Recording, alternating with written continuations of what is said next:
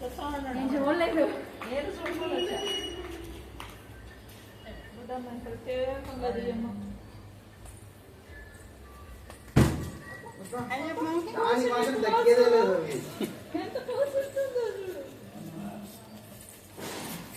దర్శించి దీవించి ఆశీర్వదించడం యేసు పరిశుద్ధ నామములో అడిగి ప్రార్థిస్తూ ఈ యొక్క గృహాన్ని ప్రతిష్ఠిస్తూ ప్రారంభిస్తున్నాము.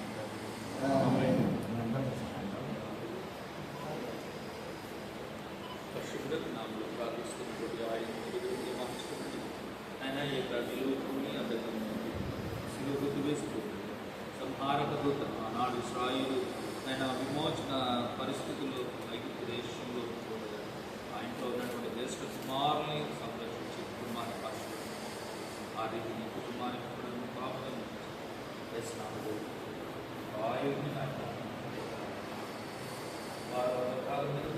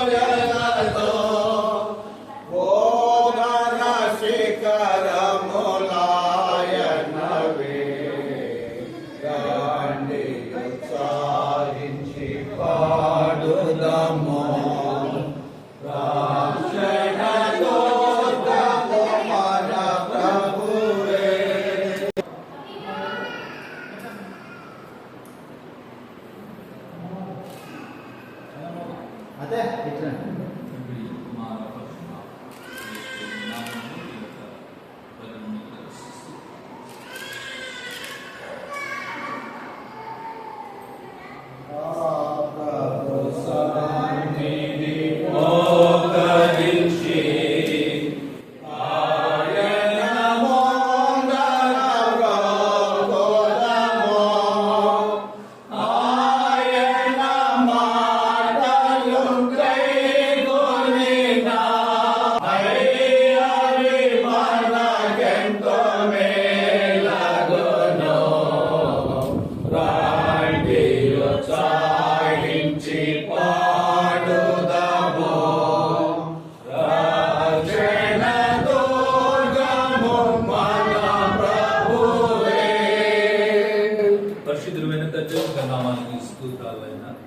తండ్రి మోహన్ రావు గారి కుటుంబాన్ని మీరు ప్రేమించిన రీతిని అనుగ్రహించినటువంటి ఈ యొక్క నూతన గృహములో ఈ యొక్క భద్రముని తండ్రి కుమార పరిశుద్ధ ఆత్మనామంలో ప్రతిష్ఠిస్తూ ప్రారంభిస్తూ ఉండగా నాయన అలసి సొలసి విశ్రాంతి కొరకు ఈ యొక్క బెడ్రూమ్ నుండి చేరుతున్న బిడ్డలకు చేరవలసిన మీ విశ్రాంతిని దయచేస్తూ దర్శన భాగ్యములు నాయన మిమ్మల్ని చూడగలిగిన భాగ్యాన్ని అనుగ్రహించమని వేస్తున్నాం తండ్రి.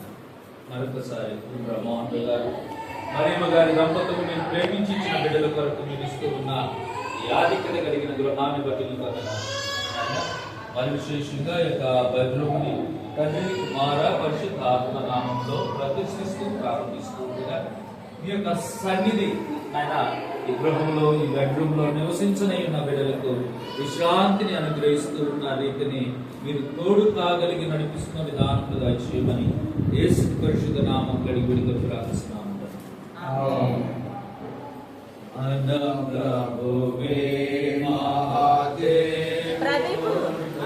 చైర్స్ ఇక్కడ వేసి ప్రేయర్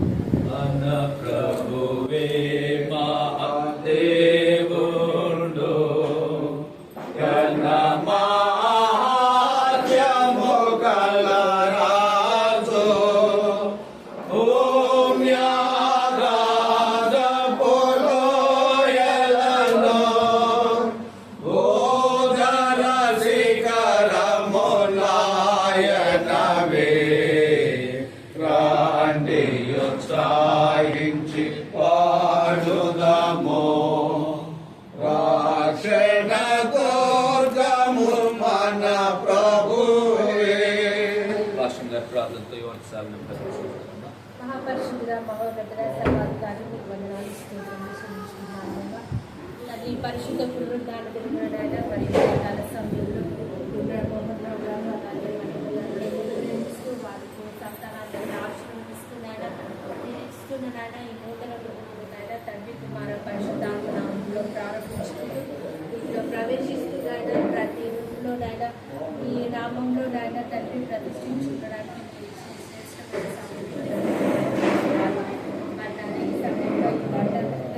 బట్టి ప్రార్థిస్తుండగా తండ్రి మరి తండ్రి బిడ్డలు ఈ గృహంలో నివసిస్తున్నాయన ఈ వంటగదిలోనైనా వండిన పదార్థంలో తింటున్నాయన ఆరోగ్యకరంగా సంతోషంగా నిలుస్తుండే గొప్ప దయచేయాలి. అలాగే కిచెన్లో సమస్తంలో ఎల్లప్పుడూ సమృద్ధిగా దయచేసి ఏ కొరత ఏ కొరత లేకుండా నాయన తండ్రి అనేకులకు ఆతిథ్యం ఇస్తూ నాయన తండ్రి వినామాన్ని మరుగుపరిచేట్టుగా ఉంటున్నాను. అలాగే నాయన ఎటువంటి ప్రమాదంలో రక్షణకుండా నీ కావలలో ఏసని పరిశుద్ధ నామమున ప్రార్థించని నడుచున్నాం తండ్రి. తండ్రి కుమార పరిశుద్ధాత్మ ఏక దేవుని నామంలో ఈ వంశాలని ప్రతిష్ఠిస్తూ ప్రార్థిస్తున్నాం. ఈ శరీరాన్ని కాపాడుకోవడానికి ఇల్లేమో వీటన్నిటి నుండి కూడా సురక్షితమైనటువంటి రీతిని సుఖంగా ఆనందంగా ఇంట్లో ప్రొటెక్టివ్గా ఉండడానికి అవసరం.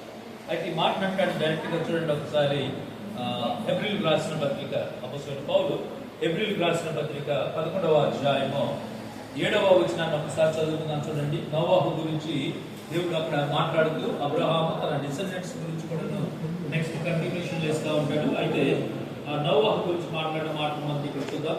విశ్వాసమును బట్టి నోవాహు అది వరకు చూడని సంగతులను గురించి దేవుని చేత హెచ్చరింపబడి భయభక్తులు గలవాడై తన ఇంటి వారి రక్షణ కొరకు ఓడను సిద్ధము చేసెను. అందువలన అతడు లోకము మీద నేరస్థాపన చేసి విశ్వాసం బట్టి కలుగు నీతికి వారసుడాయెను. చాలా క్లియర్గా దేవుడు ఇక్కడ నోవాహు ద్వారా మాట్లాడుతున్నటువంటి మాటలు తన క్రియ ద్వారా చూపిస్తున్న సత్యాన్ని మనం గ్రహిస్తూ ఉంటే తన ఇంటి వారి రక్షణ కొరకు ప్రొటెక్టివ్ లైఫ్ కొరకు ఆనందంగా బయట వర్షం పడుతుందన్నా వరద వస్తుందన్నా ఎండ కాస్తుందన్నా మంచు పడుతుందన్నా లేదంటే వరదలు వచ్చేటువంటి విధానంతో పడడం కష్టం. అలాంటి వాతావరణంలో ఉన్నటువంటి వాడికి వాడి కట్టమని దేవుడు చెబితే విన్నవాడు చూసేవాళ్ళు ఎలా ఫీల్ అవుతారు జనరల్గా? అంటే మీరు మామూలుగా చొక్కదారమే కష్టమైతే అంటే వరదలు వచ్చి కొట్టుకుపోతావనా గోడ కట్టమంటున్నావు అని అనుకుంటారు.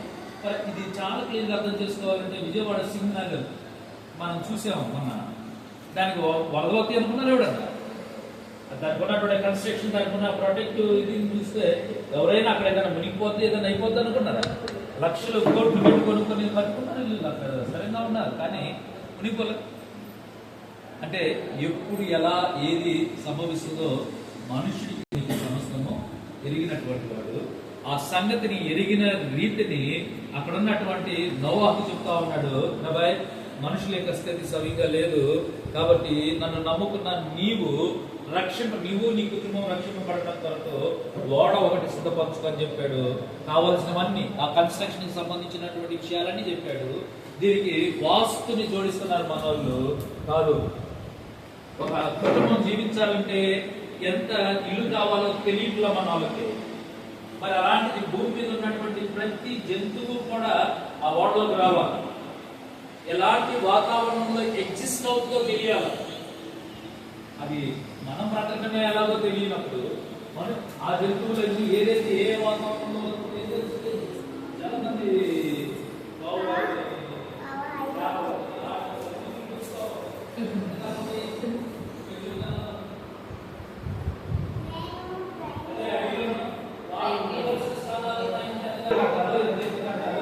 అది మునిగిపోవడానికి ఎలాంటి చెత్త పనికి వస్తుందో ఇవన్నీ మనం లెక్కలు అందించాడు. వాస్తు కోసం ఇలా ఈ వాస్తు అంటారు, కొంతమంది ఈస్ట్ వేసింది వెస్ట్ వేసింది అని అంటే మాట్లాడుతూ ఉంటారు.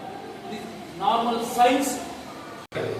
ఈ ఇంట్లో నీకు తెలియకుండా తర్వాత మనసులో అన్యాయం పెట్టాలంటారు, అదంటారు కారణాలు ఇవన్నీ ఏంటంటే అది చిన్న సైన్స్, చిన్న సెన్స్. అది ఆ సెన్స్ ఏంటి అంటే నీరు వాడతాం, నీరు లేకపోతే ఏ పని కాదు ఇంటికి. ఆ నీరు పడ్డప్పుడు అది ఆవిరైపోతే బ్యాక్టీరియా ఫామ్ అవుతుంది. బ్యాక్టీరియా ఫామ్ అయితే ఫంగస్ ఫామ్ అయితే రోగాలు చేస్తాయి. అది నువ్వు ఏమి చేయకుండానే న్యాచురల్ గా నీ పని నువ్వు చేసుకుంటే హ్యాపీగా కొనసాగాలి అంటే సూర్యుడు ఇంట్లోకి క్లియర్ గా రాగలిగినప్పుడు ఆ సూర్యకిరణాలు ఇంట్లో పడడానికి అవకాశం ఇస్తే ఆ యొక్క కడంతా చెమ్మంతా ఆవిరైపోతే ఆరోగ్యంగా ఉంటాం. చిన్న సెన్స్ అంతే. తర్వాత ఎదురెదురుగా గాలి మనం పీల్చుకునేటువంటిది ఆక్సిజన్, వదిలేటువంటిది కార్బన్ డైఆక్సైడ్. ఇవి రెండు ఒక చోట ఒకే విధానంతో లేదు. అవి వెళ్ళిపోతూ ఉండాలా, ఫ్రెష్ గా రావాల్సింది ఏది రావాలి. ఇది ఫ్రీక్వెంట్ గా నడవాలి అంటే ఆ వెంటిలేషన్ పర్ఫెక్ట్ గా ఉండాలి.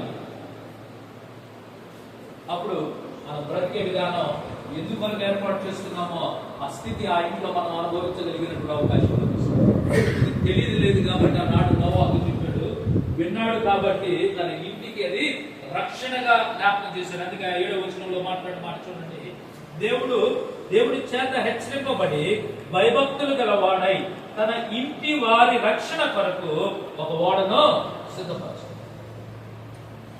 రక్షణ నిమిత్తం ఏర్పాటు చేసుకున్నటువంటిది గృహం. ఆ గృహంలో దేవుడు అంటున్నాడు ఇక్కడ భక్తుడు మనం చదువుతున్న మూలవాక్యాన్ని మనం గమనిస్తే ఆయన చెప్పేటువంటి ఇంకా శ్రేష్టమైనటువంటి మాట, మహోన్నతుని చాటు చేసుకుని నివసించువాడే సర్వశక్తిని నీడను విశ్రమించువాడు. మహోన్నతుని ఇల్లు నీడ. నీడ అనేటువంటి పరిభాష మనం మామూలుగా కూడా వాడుతూ ఉంటాం. ఒక నీడ కావాలండి అనేటువంటిది రెండు రకాలుగా, అది ఇంటి పరిభాషలో కానీ వివాహం అయ్యేటువంటి క్రమంలో భర్త భార్య కావాల్సినటువంటి విధానంలో కానీ నీడ కావాలి అనేటువంటి ఆలోచన. ఆ నీడని ఇక్కడ అంటున్నాడు దేవుడు. ఎక్కడుందట అది? మహోన్నతుని చాటున నివసించువాడే సర్వశక్తిని నీడను విశ్రమించువాడు. ఆ తర్వాత 2వ వచనంలో అంటున్నాడు, ఆయనే నాకు ఆశ్రయము, నా కోట, నేను నమ్ముకున్న నా దేవుడని నేను యెహోవాను గురించి చెప్పుతున్నాను. రాజుగా ఉన్నవాడు ఇస్తున్నటువంటి సాక్ష్యం ఇది. ఈ లోకంలో కనబడుతున్న మెటీరియలిస్టిక్ గా ఉంటున్నటువంటి బిల్డింగ్లు బట్టి మాట్లాడటంలా ఉన్నతమైనటువంటి స్థితిలో కూర్చున్నటువంటి వాడుగా ఉన్నవాడు ఆయన ఇస్తున్న సాక్ష్యం ఏంటి అంటే, నేను మహోన్నతుని చాటు చేసుకున్నాను. నా యొక్క చాటు ఎక్కడుంది అంటే మహోన్నతుడు, మహా ఉన్నతమైనటువంటి వాడు, సర్వాన్ని కూడా మాటతో సృజించినటువంటి వాడి యొక్క చాటును నేను చేసుకున్నాను. ఆయన సర్వశక్తిమంతుడు. Is this sovereign God. సార్వభౌమాధికారము కలిగినటువంటి దేవుడు. ఆయనకి అతీతమైనటువంటిది ఏది లేదు. నేను ఆయన్ని చాటు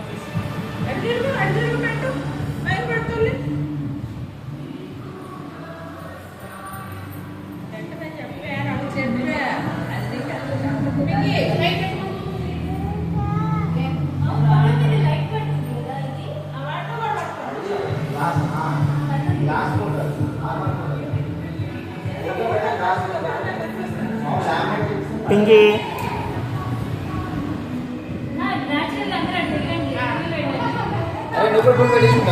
నిల్చోండి అక్క ఫ్యాన్ ఆపాలి.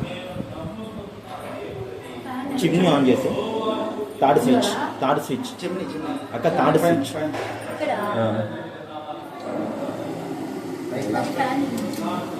ఆన్ చేసి ఉంచేసి.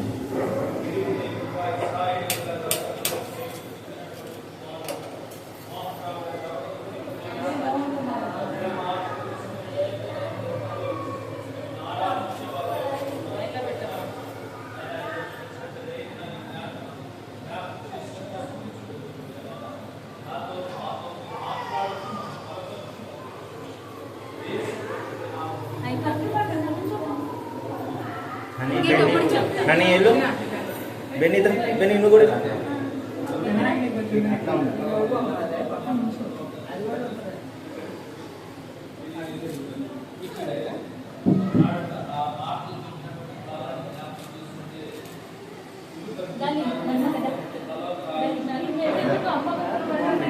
అందరు కలిసి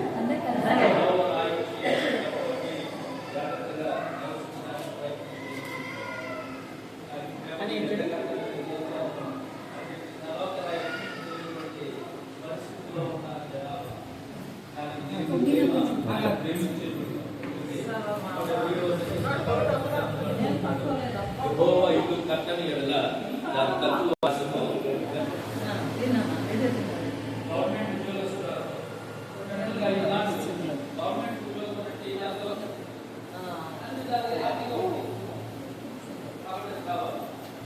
అయినా కూడా ఆమె దాన్ని కొత్తగా తీసుకోవాలి. కుటుంబాన్ని మోసపోతారని ఆమె వదిలేసి ఆ తర్వాత క్రమంగా మాటలు కావాల్సిన పరిచయం నిజమైన యజమానురాలు చేయవలసిందని కొనసాగించినటువంటి మాటలు మా నాన్న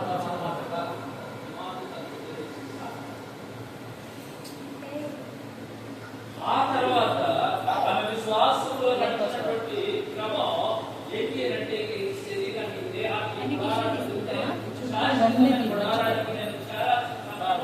అన్నాలు కూడా గుర్తించిన భర్తని బిడ్డలని ధైర్యపరిచింది. దాటిపడానికి ముందే వాళ్ళ ధైర్యాన్ని గుర్తు చేయకుండా ఇక నాకు టైం లేదు,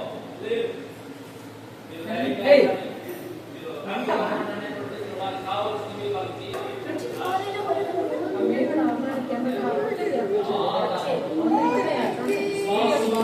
ఆ పునాది గల ఆ యొక్క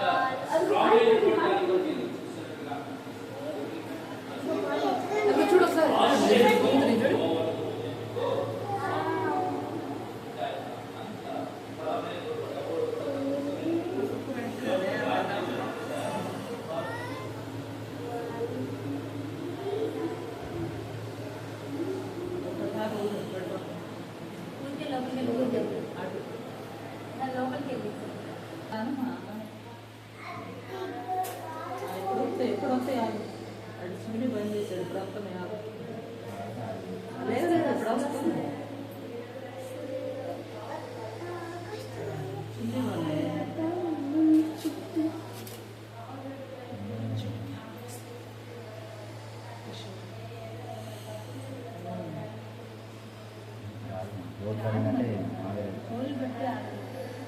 పైన మీకే పేర్కొంటే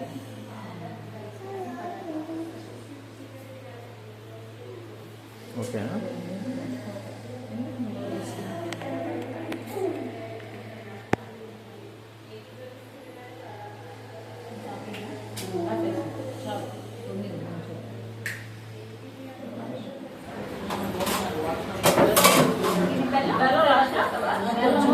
కొంచెం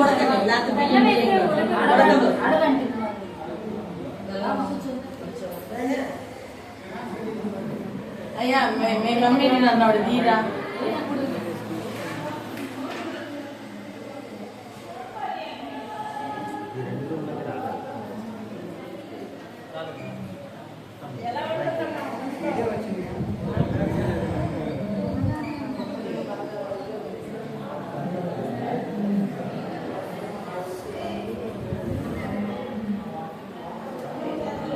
ఏదో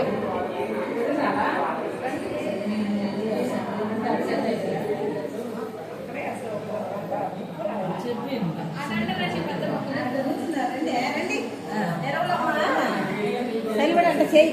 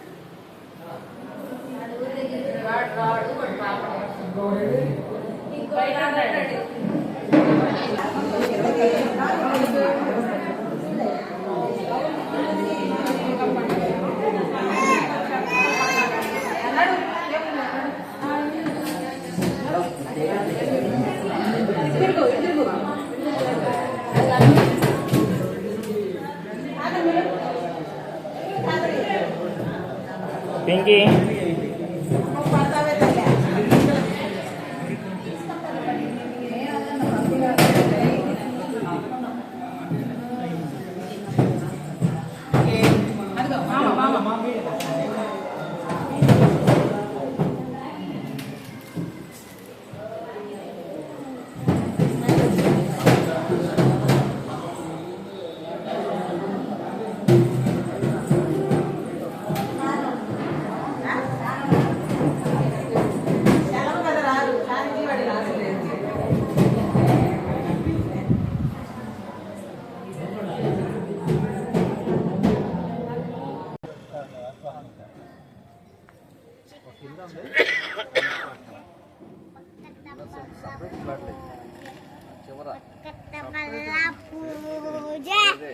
ఇద్దరు పంచుకున్నారా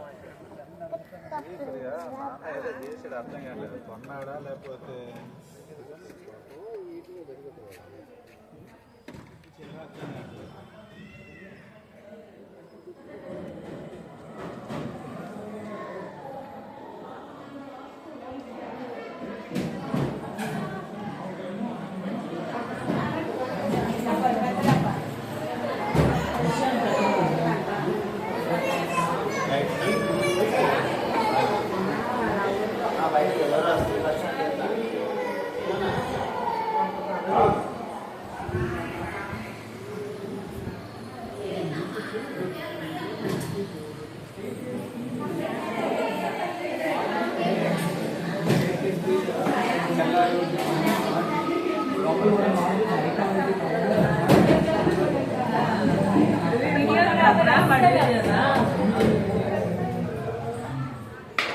సునీల్ జాగ్రత్త రెస్ట్ తీసుకోండి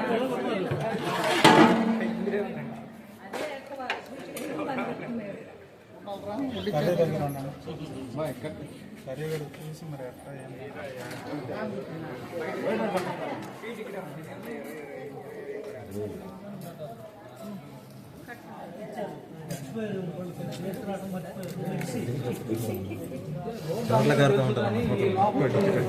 గల్లీలు ఎంతో కష్టం అయింది మేమైనా ఆయన కనుక్కొని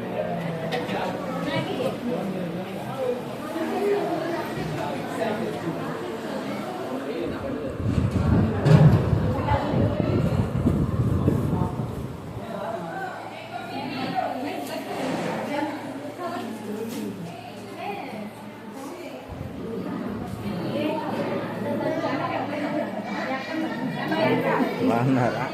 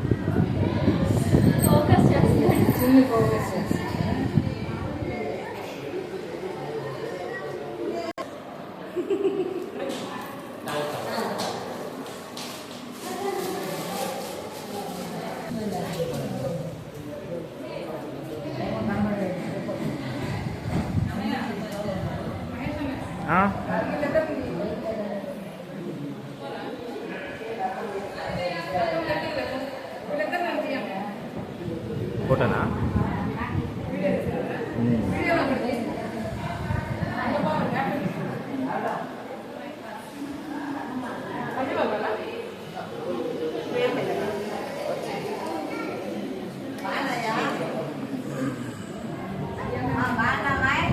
నీళ్ళు కావాలా?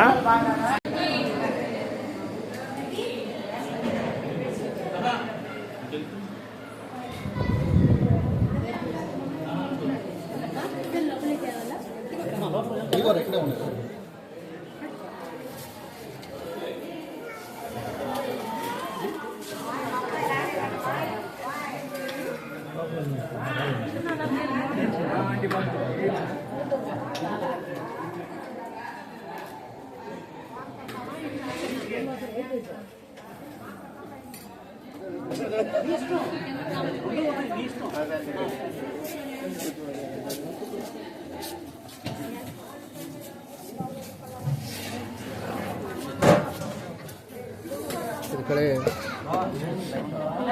తిరుగు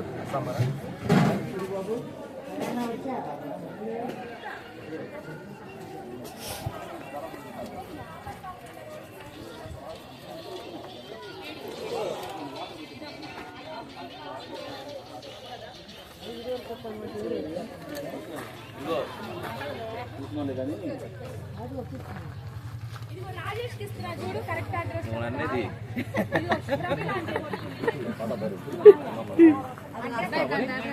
రాజేష్ తో మాట్లాడమాయి ప్రమిళ ఆంటీ కూడా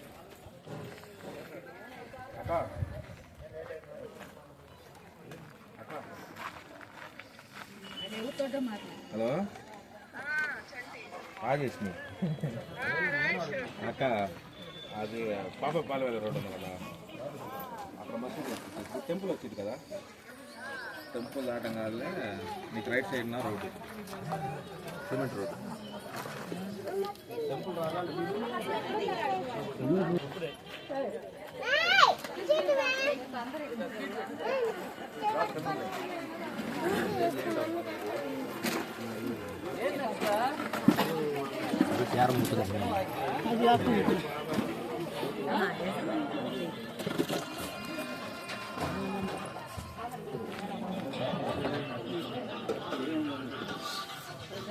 బాగున్నా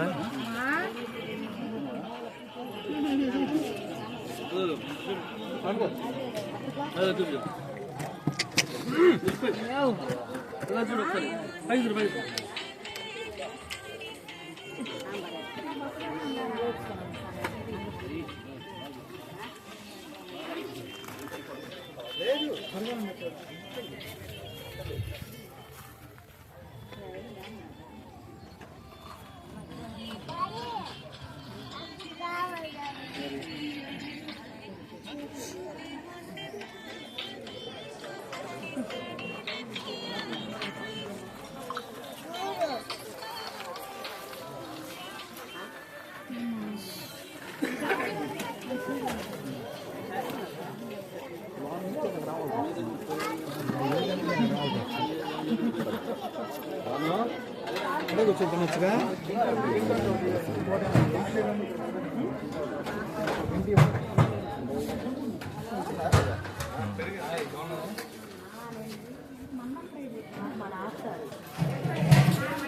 మటన్ ఫ్రై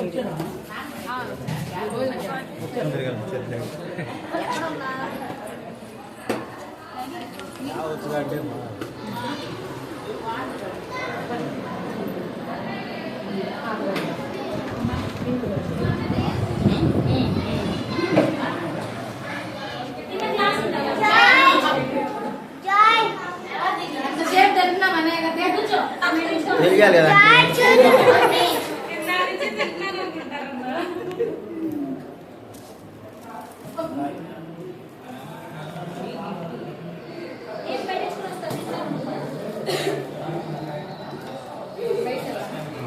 ఏం